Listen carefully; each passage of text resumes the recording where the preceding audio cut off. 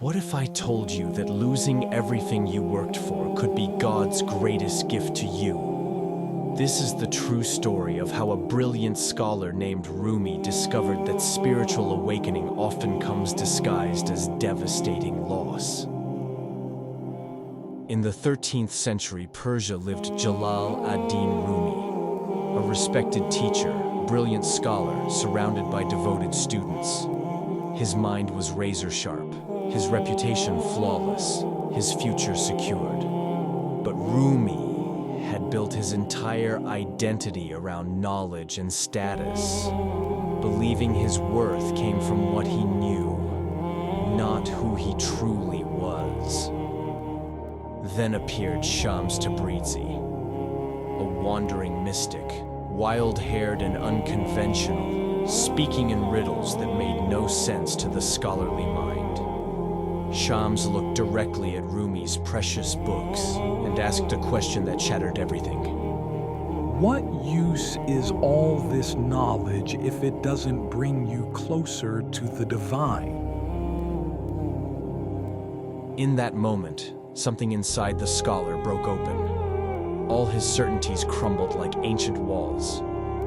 Shams became his spiritual guide, and Rumi began losing everything he once valued: his scholarly reputation, his students' respect, his comfortable, predictable life. But as Rumi lost his worldly attachments, he found something infinitely greater: direct connection with the divine. Poetry began flowing through him like rivers of spiritual wisdom.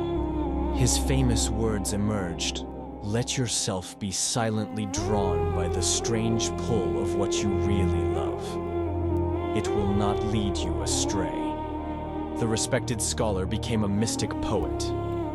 The man who once hoarded knowledge now shared divine love freely. Rumi discovered that true spiritual growth requires surrendering what we think we need to receive what our soul truly craves.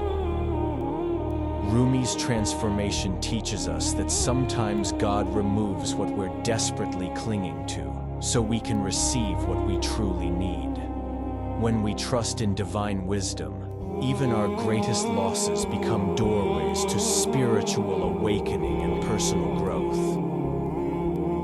As Rumi wrote, "Try not to resist the changes that come your way. Instead, let life live through you. And do not worry that your life is turning upside down. How do you know that the side you are used to is better than the one to come?" Today, when you face unexpected changes or losses, remember Rumi's journey. Trust that God may be preparing you for a spiritual awakening beyond your imagination. Sometimes, we must lose our small self to find our true self and believe in the divine plan.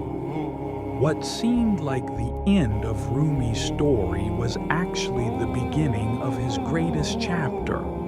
And perhaps it's the beginning of yours too.